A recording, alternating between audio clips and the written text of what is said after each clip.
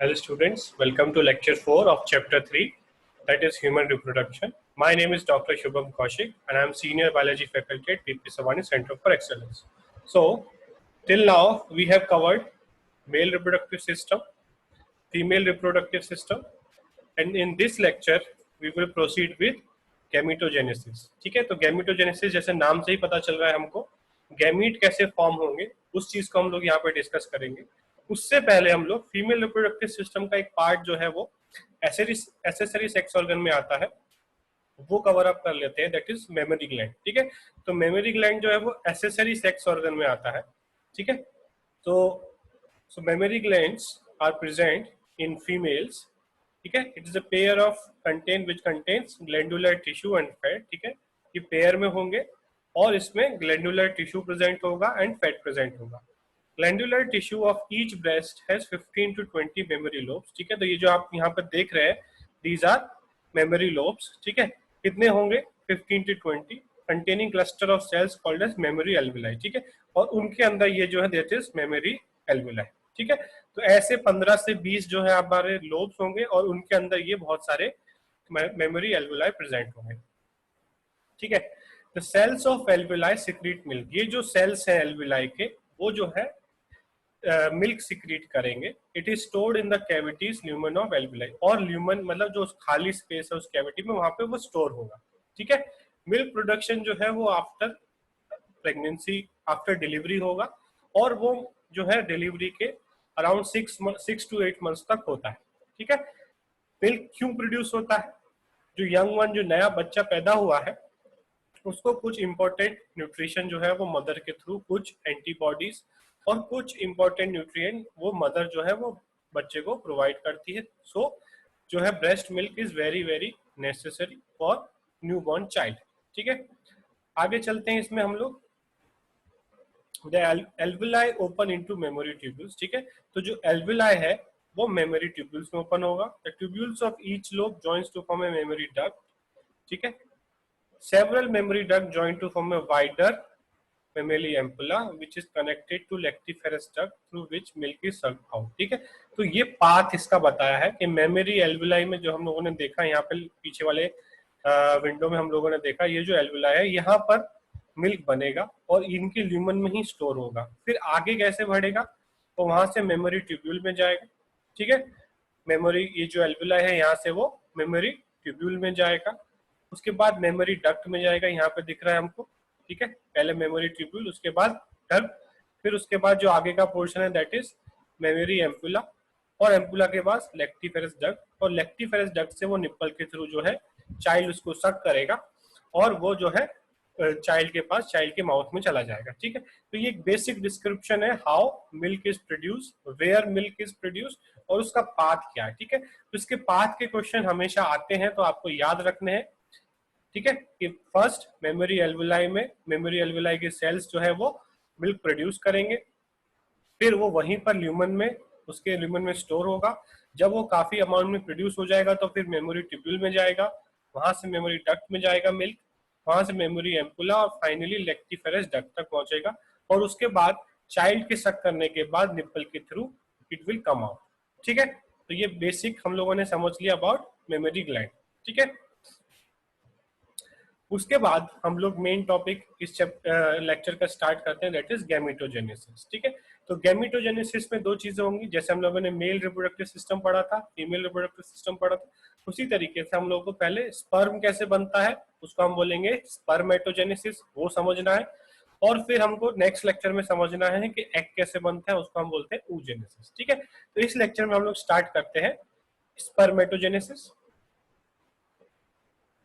It is the formation of sperm in seminiferous tubules. ये हम लोगों ने पहले के लेक्चर्स में समझ लिया है कि स्पर्म का फॉर्मेशन कहाँ होगा, सेमिनिफेरस ट्यूब्यूल्स, जो कि प्रेजेंट है कहाँ पर, टेस्टिस में.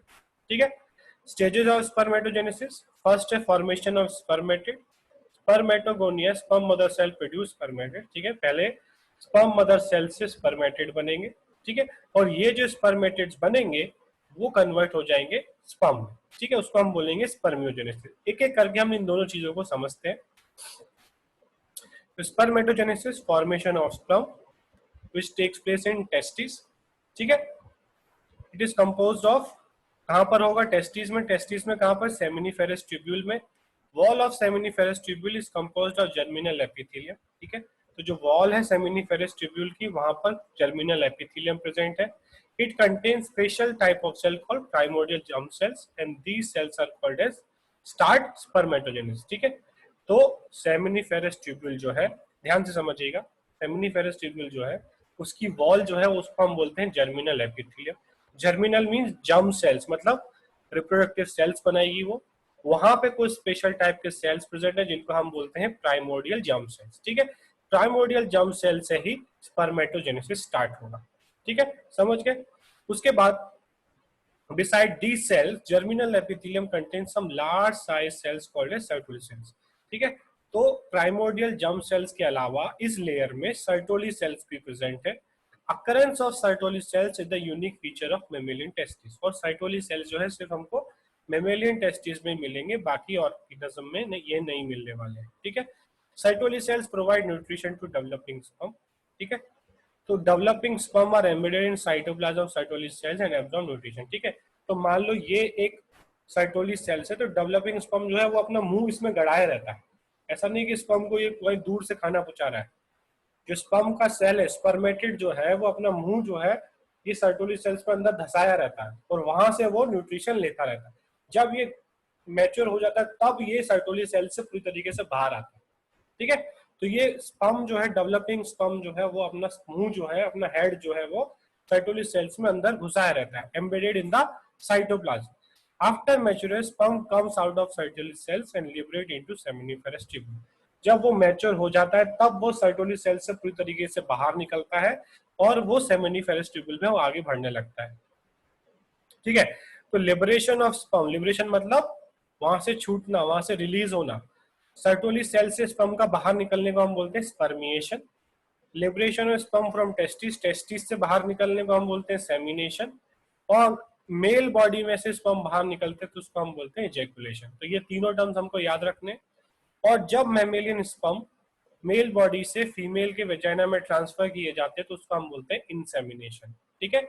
आजकल जो आर्टिफिशियल कंडीशन से प्रेगनेंसी की जाती है जिसको हम बोलते हैं आईवीएफ, इन विट्रो फर्टिलाइजेशन, उसको हम बोलते हैं आर्टिफिशियल इंसेमिनेशन, जिसमें लेबोरेटरी में स्पर्म्स को जो है वो फीमेल वेजाइना में ट्रांसफर किया जाता है या फीमेल यूट्रस में ट्रांसफर किया जाता है, ठीक है। बट यहाँ पर जो हो रहा है वो नेचुरल इंसेमिनेशन होगा, और जो आईवीएफ में लेबोरेटरी में होता है उसको हम बोलते हैं आर्टिफिशियल इंसेमिनेशन, ठीक है। अब सर्टोली सेल्स का और क्या फंक्शन है, it provide blood testis barrier, ठीक है, ब्लड टेस्टिस बैरियर बनाता है। क्यों? क्योंकि हमारे बॉडी में सारे सेल्स डिप्लॉयड है, सिर्फ स्पर्म सेल जो है वो हैप्लॉयड है। तो हमारे इम्यून सेल्स जो है वो ऐसा मान सकते हैं कि कुछ नए सेल्स हैं या ये तो बाहर के सेल्स हैं, ये हमारी बॉडी से मैच नहीं हो रहे। तो कभी कभी ऐसा हो सकता है कि हमारे इम्यून सेल्स उन पे हमला कर दे, उनको बाहर का समझ के, ठीक है। तो साइटोली सेल्स क्या करते हैं, इम्यून सेल्स को हमारे टेस्टिस में एंटर नहीं होने देते, ठीक है। हमारी बॉडी में कहीं और हैप्लॉइड सेल्स नहीं मिलते हैं, सिर्फ टेस्टिस में मिलते हैं। तो इम्यून सेल्स कहीं उनको हैप्लॉइड, उन्होंने कभी हैप्लॉइड देखा नहीं, तो वो क्या करेंगे, उस पर अटैक कर देंगे कि भाई ये तो कोई नई तरह का सेल है, हो सकता है बाहर से आया हुआ कोई बैक्टीरिया वायरस है, ठीक है। इसलिए सर्टोली सेल्स टेस्टिस में इम्यून सेल्स को एंटर नहीं होने देते। मोस्टली इम्यून सेल्स क्या होते हैं, डब्ल्यूबीसी जो होते हैं हमारे, उनको वो एंटर नहीं होने देते, ठीक है।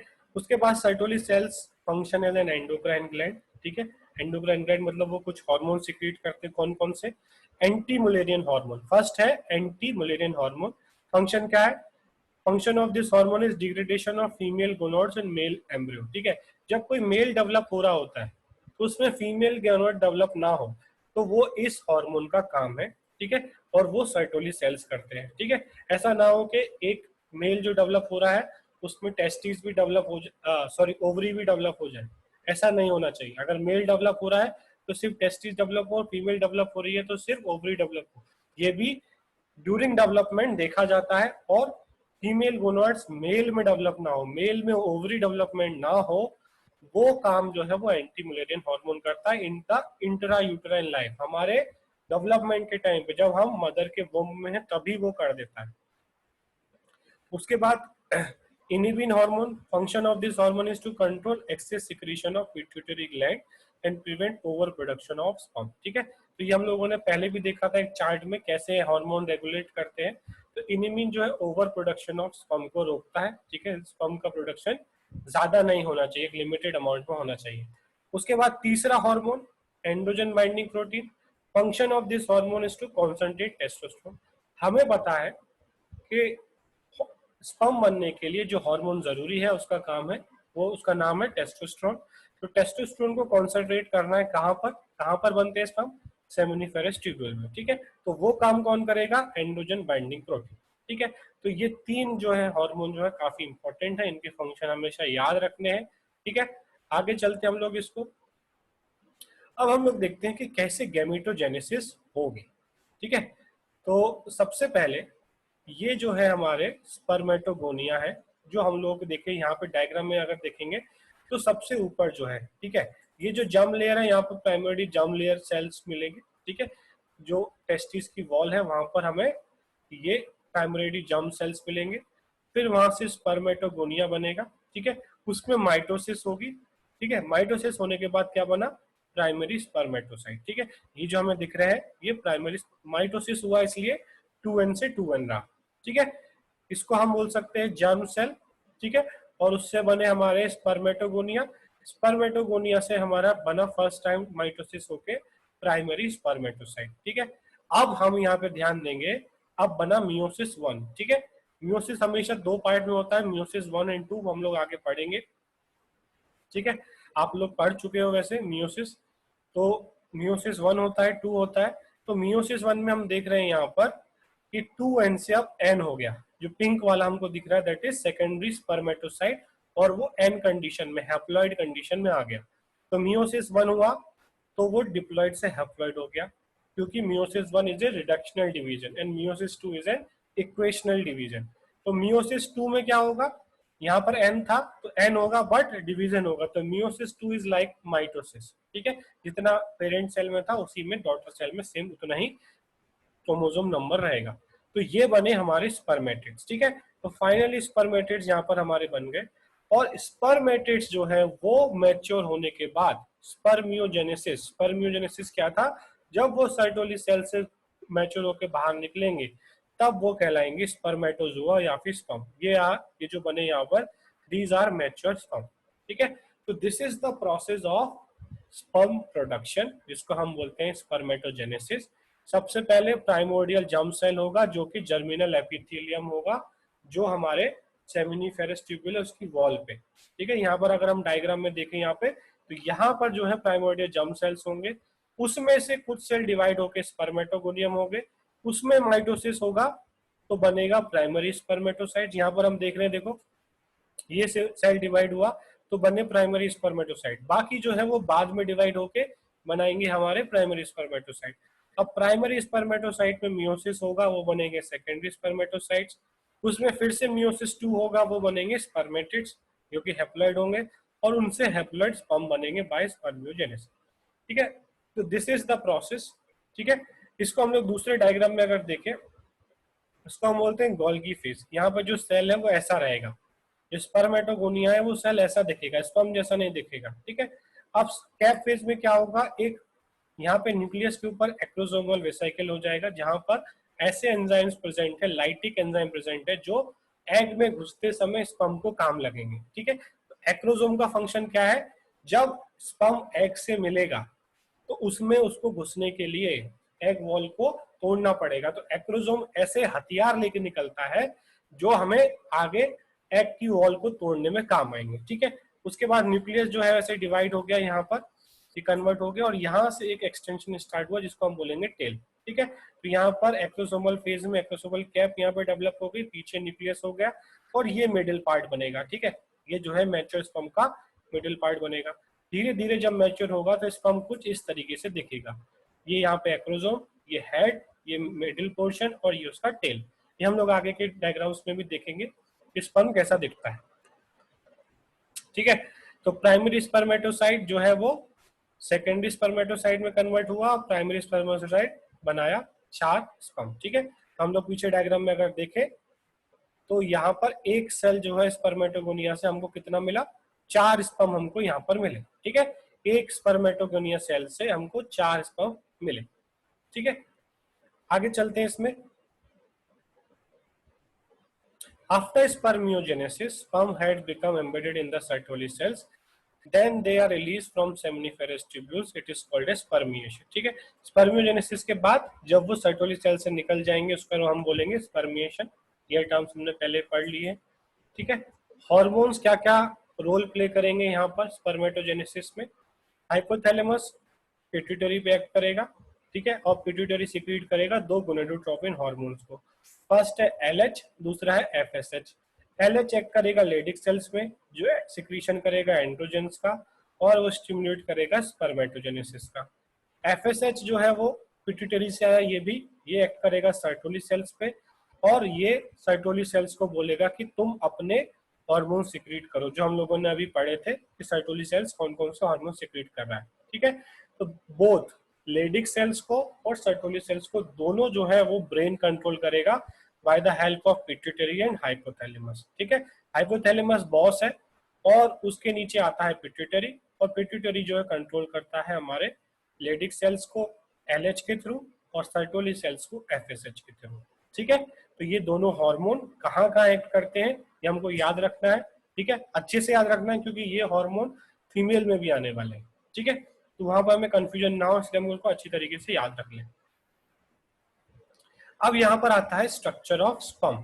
ठीक है, एक mature sperm is about 60 micron और या फिर 0.06 मिलीमीटर, माइक्रोमीटर हम बोल सकते हैं इसको। ठीक है, sperm is enveloped by plasma membrane, sperm contents of head. ये वाला स्ट्रक्चर जो हम बोल रहे हैं हेड, डायग्राम में देखिए आप लोग, इसको हम बोल रहे हैं हेड। हेड के ऊपर जो पूरे एक प्लाज्मा मेम्ब्रेन रहेगी और हेड के आगे एक्रोसोम। एक्रोसोम्स में ऐसे एंजाइम्स प्रेजेंट है जिनको हम बोलते हैं लाइटिक एंजाइम, जो एग की वॉल को तोड़कर स्पर्म को एग के अंदर घुसने में हेल्प करेंगे। ठीक है, ये जो है न्यूक्लियस जहां पर सारी इंफॉर्मेशन डीएनए प्रेजेंट है, जो नेक्स्ट ऑफस्प्रिंग आने वाला है, तो फादर की सारी इंफॉर्मेशन इस न्यूक्लियस में प्रेजेंट है। उसके बाद है नेक, उसके बाद है मिडिल पीस। मिडिल पीस का क्या काम है? इस पे बहुत सारे माइटोकॉन्ड्रिया होते हैं जो स्पर्म को स्विम करने में, वजाइना टू फैलोपियन ट्यूब पहुंचने में हेल्प करेंगे। ठीक है, तो सारी एनर्जी जो है स्पर्म की वो यहाँ से मिडिल पीस से आने वाली है। टेल जो है उसको वो स्विम करने में हेल्प करने वाली है। ठीक है, वही चीज हम लोग यहाँ पे डिस्कस करते हैं। हेड ओवल शेप्ड होगा, फॉर्म न्यूक्लियस एंड एक्रोसोम।